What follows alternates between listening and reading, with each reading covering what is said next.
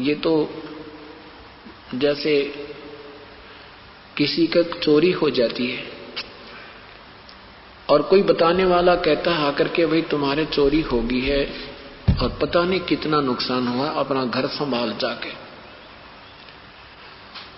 तो उसको तो अगर यदि उसने भांग ना पी रखी होगी, नशा नहीं कर रखा होगा, तो इतना ही संकेत बहुत है। वो तुरंत चल पड़ेगा अपने घर को, सो काम त्याग कर भी जाकर संभालूं के कारण बना कैसे हुई चोरी। और यदि उसने शराब पी रखी है या भांग पी रखी है तो वो कहेगा एक बार फिर बताना, वो कहेगा तुम्हारे घर में चोरी होगी। तो क्या वो ये कहेगा कि गा के सुना? और गा के सुनाएगा तो शराबी ही सुनाएगा उसको, कहेगा तुम्हारे चोरी हो गई। फिर वो जिसके चोरी होगी वो कहेगा हा क्या बात की, बहुत अच्छा कहा। और फिर दूसरा शराबी भी कहता है तुम्हारे चोरी हो गई, तो वो कहता आहा इसने बहुत अच्छा बनाया, इसने सही गाना सुना। और दूसरा तीसरा फिर कहता है, वो भी कहता है तुम्हारे चोरी हो गई। अरे वाह भाई वाह, कमाल कर। अरे नादान, ये कोई बात हुई? अगर होश में हो तो ये गाने और ये लटोटर आवश्यकता नहीं पड़ेगी आपको, ये सुरीली आवाज में गा के सुनाओ। हाँ इसकी बहुत अच्छी आवाज है, ये बहुत अच्छा वक्ता है। वक्ता तो वही है, दो बात बतानी है, बिना बंदगी भैंसा की जय बोक बने का खेला, कुकर सुकर खर्ची की जगह छोड़ सकल बद फैला। इतना संकेत बहुत है कि अगर भक्ति नहीं की तो पशु बनोगे और फिर ऐसी दुर्गति होगी, ये बुराई त्याग दो, सब बदफैल त्याग दो। इतना ही को काफी है, इतना ही बहुत है। लेकिन हमारे 3 इंजेक्शन लग रहे हैं, तीनों नशे के, एक रजगुण का, एक सतगुण का, एक तमगुण का। और ये इंजेक्शन इस एंटीबायोटिक ज्ञान से ही समाप्त होंगे, निष्क्रिय होंगे, अन्यथा इसका कोई विकल्प नहीं है, कोई अल्टरनेट उपचार नहीं है। तो वो भी गाने वाले भी नशे में हैं और सुनने वाले न्यू कहने वाले, हाँ सुना, ओहो इसकी बहुत अच्छी वाणी, ये बड़ा अच्छा वक्ता है, क्या बात की, वो संत बड़े अच्छे प्रवचन करता है। प्रवचन तो 2 अक्षर की बात होती है भाई, भक्ति करो, बुराई त्याग दो, परमात्मा का नाम लो। ये बहुत बुरा हाल होगा, पशु बनेगा, पक्षी बनेगा। फिर भी संतों ने जैसे पहली क्लास के बालक को समझाया करें, A for apple, B for book, इस तरह के गाने को कहा भी है। बाकी नो नहीं ढोलक ढालक बांध के फिर तू सुना फिर तू सुना है। बच्चे अगर कहें कि इस अध्यापक ने अच्छा नहीं गाना था, दूसरे अध्यापक को बोला, वो सुनाएगा हमने ए फॉर एप्पल। तो ये हम कति भक्ति मार्ग से घने दूर कर रखे हैं और हमें परमात्मा पाने की रुचि तो है, लेकिन हम उसको दूसरी तरफ से लगा देते हैं। फिर हम उनकी तरफ देखने लग जाते हैं, अब कि वो गाना बढ़िया गाएगा, अब वो अच्छा गाए। ऐसे हमने देखा 10-10 बैठ जाया करते एक स्टेज ला के, एक उससे बढ़िया गाने की चेष्टा करता, प्रशंसा के पात्र होने के बाद। फिर दास ने देखा ये तो सब ड्रामा हो रहा है। फिर संतों की वाणी पढ़ी उन्होंने, फिर क्या बताया हमारे को, फिर उस आधार से इनकी गाइडलाइनों पर दास चला तो आज सफलता प्राप्त हुई। तो इस प्रकार आप 2 अक्षर की बातें होती है, स्वयं पढ़ो और स्वयं पढ़कर इन वाणी को फिर आपकी आंखों में आंसू आएंगी, स्वयं आप महसूस करोगे तो आनंद आएगा। दूसरी तो आपने तो फिर उनकी सुरीली आवाज प्यारी लग रही है, आपको ये नहीं मालूम उस वाणी में कहा क्या है। आपको तो उनका वो अलगोजा अच्छा लग रहा है, वो हारमोनियम जो उसने गाने की बड़ी जिसकी सुरीली आवाज, आपको केवल वो पसंद है, ये नहीं पसंद आपको ये गाने इसमें कहा क्या है। थोड़ा मंदा कर भाई, थोड़ा मंदा कर, संभाल कर रख। तो ऐसे अब हमने अपने वास्तविक ज्ञान को समझना है और वास्तविकता से परिचित होना है। पहले क्या होते थे कि भाई उस डेरे में ना, एक गांव में डेरा, संत रहते हैं, संत आते हैं, वहां गांव वाले सेवा करते। ये संत ने बनाए जाकर भाई संत की सेवा करे तुम्हारा तुम ही बेड़ा पार हो जाएगा, नहीं। ये तो हमने जैसे संत कर रहा है ऐसे करना पड़ेगा, जैसे गुरुजी कर रहे हैं ऐसे हमने करनी पड़ेगी, तब हम पार होंगे। तो ये ड्रामाबाज जितने संत हैं ये क्या कहा करते, अब सेवक तो सेवा से पार हो जाता है, संत की सेवा करता रहे। तो एक गांव में ऐसे ही सेवा करा करते क्योंकि जैसा ज्ञान दिया गया उसी पर भोली आत्मा दृढ़ हो जाती है। तो समझदार वो गांव के लोगों ने क्या देखा कि जो संत ज्यादा भक्ति करता है ना रात को, उसकी सेवा करने से घना लाभ होता है। ठीक है, कोई भक्ति कर रहा है विधिवत, तो उसकी सेवा करोगे आप तो थोड़ा बहुत राहत मिल सकती है, लेकिन आप कल्याण नहीं हो सकता। जैसे किसान है और किसान ने अपनी खेती बो रखी है और वो खेती काट रहा है, एक उसका मजदूर है, वो उसके निकालने के बाद वो कूड़ा कुरकट रह जाती है, उसने कूटे, उसमें से दाने निकाला, वो कितना गुजारा होगा उसका। तो संत कहते हैं आप सेठ बनो। तो क्या होता है, तो उन ड्रामेबाजों ने देखा, वो रात्रि के में सत्संग यानी वो भजन करते हैं, तो श्रद्धालु लोग न्यों देखा करते। उन्होंने एक ऐसा अपना दृष्टिकोण बनाया संतों भक्तों ने, भाई जो शीघ्र रात में सुबह जल्दी उठता है ना संत, और जो पहले नहाता है स्नान करता है, तो वो सही भक्त है, वो ज्यादा भक्ति करता है, उसकी सेवा करने से हमें ज्यादा लाभ मिलेगा। तो क्या देखा एक कि जो पहले उठता था स्नान करके अपना कोई कपड़ा उपड़ा जो नहा के धो के सुखा देता था, उसकी पहचान कर लेते थे कि जी किसका कपड़ा है, बता देते थे फलाने संत का है, वो उस कमरे में बैठा है। तो सभी उसके पीछे उसी की सेवा में लग जाया करते, भाई वक्त से उठता है और भजन करता है, इससे ज्यादा लाभ है।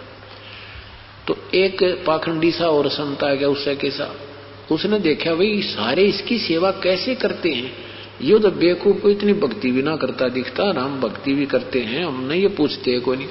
तो उसने देखा कि यूं वक्त से उठता है और सुबह नहा लेता, वक्त से नहा कर यूं फिर सो जाता है, और ये नहीं सोचा यूं भजन करता होगा, इसका कपड़ा टंगा दिखा है तो ये इसकी, इसलिए ये इसकी सेवा करते हैं।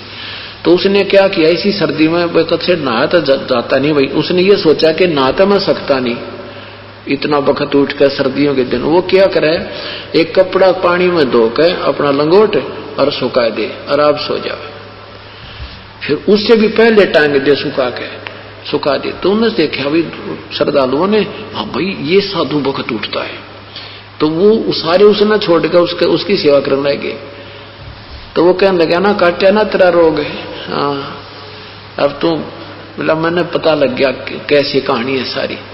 तो हम ऐसे मूर्ख बना रखे इन्होंने, अब हमने स्वयं सावधान होना पड़ेगा और परमात्मा पाने की विधिवत जो है ना मेहनत करनी पड़ेगी, प्रयत्न करना पड़ेगा। अब कौन है वो परमात्मा, कैसा है वो प्रभु। एक समय की बात है, एक शेख फरीद नाम के एक महापुरुष, मुसलमान, पवित्र मुसलमान धर्म में उनका जन्म था। अब जिन्होंने परमात्मा चाहिए वो उसको आभास होता है, वो चलता रहता है, वो किस संतों से भी मिलता है और अपनी परंपरागत पूजाएं भी करता रहता है। शेख फरीद जी बचपन में बहुत नटखट थे, बहुत शरारत करते थे। उनकी माताजी बहुत दुखी हो जाती थी, रोज उलाने आया करते थे, 2 मिनट भी घर में नहीं टिका करता। तो उसकी माँ ने सोचा इसको कैसे इसको टिकाऊं, भी कैसे यो बाज आवा शरारत करते हैं। तो उसने कहा बेटा तू भगवान भजा कर, अल्लाह को याद किया कर, नमाज कर बेटा, जा तुझे नमाज करना सिखाती हूं। तो श्री शेख फरीद जी ने कहा कि मुझे क्या मिलेगा मां, क्या देगा अल्लाह मुझे। अब शेख फरीद जी को ये खजूर बहुत अच्छे लगते थे, रुचिकर उसका फेवरेट फ्रूट था। तो मां ने कहा बेटा तुझे अल्लाह खजूर देगा। कितने देगा, खूब कितने खाना। तो सच, कहां सच, कैसे देगा बता मुझे, कैसे करते हैं नमाज। मां ने एक कपड़ा बिछा दिया और कहा कि तुम न्यों कह जाई, जैसे कहते रहना हे अल्लाह मुझे खजूर दे, हे बोलिए ना, ऊंची आवाज ना करना, मन मन में करिए, हे अल्लाह मुझे खजूर दे, और मैं जब तक नहीं कहूं इतना आंख मत खोलिए। अब ठीक है माता जी। अब मां ने जब काम करना हो ना, अभी शरारत करेगा तो काम करना हो तब कह दे जा जा भाई, उसको कपड़ा बिछा दे और उसको कह दे तू ऐसे कहता रहे, मैं जब तक कहूं नहीं आंखें नहीं खोलनी तूने। अच्छा माता जी, नहीं तो अल्लाह खजूर नहीं देगा तुझे। ठीक है माता जी। अब मां ने क्या सोचा कि अपना एक आधा किलो खजूर मंगा कर रख लिए, ला के तोड़, खजूर बहुत होते थे पहले, तो वो तोड़ के ला कर रख लिए और उसके आसन के नीचे, कपड़े के नीचे पत्ते में डालकर रखते और अपना काम कर लेना पूरा। फिर उसको कह दे उठ बेटा, उठ ले, तो उठ लिया, आ जाए तो इधर आ जाए, उठ ले बेटा, उठ लिया। उसने देखा खजूर तो नहीं मिले, अपनी माँ को उल्हाना देता है कि माँ आप तो झूठे हो, अल्लाह ने खजूर नहीं दिए, अब कभी नहीं करूंगा नमाज में। माँ ने कहा बेटा अल्लाह से ऊपर थोड़ा रखता है, वो तो गुप्त देते हैं, छुपा कर देख, तेरे कपड़े के नीचे तो नहीं रख गए होंगे। उसने कपड़ा उठा के देखा कि माँ सचमुच, ओहो अल्लाह ने खजूर दे दिए, अल्लाह ने खजूर दे दिए।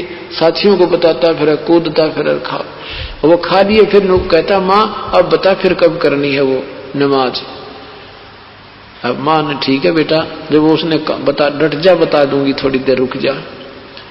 जब वो ज्यादा शरारत करता दिखा, उसका काम का समय हो, जब वो उसकी चादर बिठा दे और बचा दे और थोड़े से खजूर रखती रही।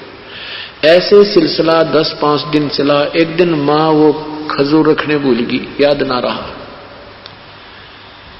याद नहीं रहा, तो वो खजूर खाता हुआ आ रहा। माँ ने कहा कि उठ ले बेटा, वो न्यू तक कह दिया उठ ले बेटा, और वो उसको फिर याद आया तो खजूर रखने भूल गई, देखो माँ कभी नहीं करेगा। तो वो उठा, उसने कपड़ा उठा कर देखा और खजूर उठाए और खाता आने लग रहा है। कि माता जी ने कहा अरे खजूर कहाँ से लाया तू? वाह भाई वाह, माँ वाह, रोज ही देता अल्लाह मुझे खजूर, अल्लाह खजूर देता है। उसकी माँ हैरान है कि आज तो मना खजूर रखे नहीं इसके लिए। जो करिए भगवान, हे परमात्मा, अपना बड़ी रखी, बड़ी हो मेरी इज्जत रखी, और यू कत्ती नहीं मानना हो जब नहीं इसका अल्लाह खजूर मिलता। कहने का भाव ये है कि ये कुछ पिछले संस्कार थे उस प्यारी आत्मा के। अब उसको इतना दृढ़ विश्वास हो गया जब अल्लाह खजूर दे सकता है तो भगवान अल्लाह तो सब कुछ दे सकता है। इस उद्देश्य से संतों ऋषियों के पास जाने लगा। उनको एक अनाड़ी सा संत टकरा गया मुसलमान धर्म में, एक फकीर फकड़, और वो उसने भगवान की प्राप्ति तप से मान रखी थी। अब ये बातें ज्ञान की तो ये संत ऐसी गजब की बातें सुना देते हैं, आत्मा को खींच लेते हैं और आत्मा में प्रेरणा भी पूरी भर देते हैं, पर वे ऑफ वर्शिप बिल्कुल गलत होती है। अब यही चक्कर पड़ा रहा, साधकों की कमी नहीं, परमात्मा चाहने वालों की कतई कमी नहीं, परंतु मार्ग की त्रुटि रहेंगी। अब शेख फरीद ने घर भी त्याग दिया परमात्मा के पाने के लिए, उस संत की बातों सुनकर। संत जी ने तपस्या आधार बता दी, बेटा जितना कष्ट शरीर को दोगे उतना भगवान निकटाएगा, अल्लाह निकटाएगा। अब जैसे गुरुदेव ने तपस्या और तपस्या से, तप से, घोर तप से, हठ योग से प्रभु पाना बताया था, तो संत ने, भक्तों ने शुरू कर दिया।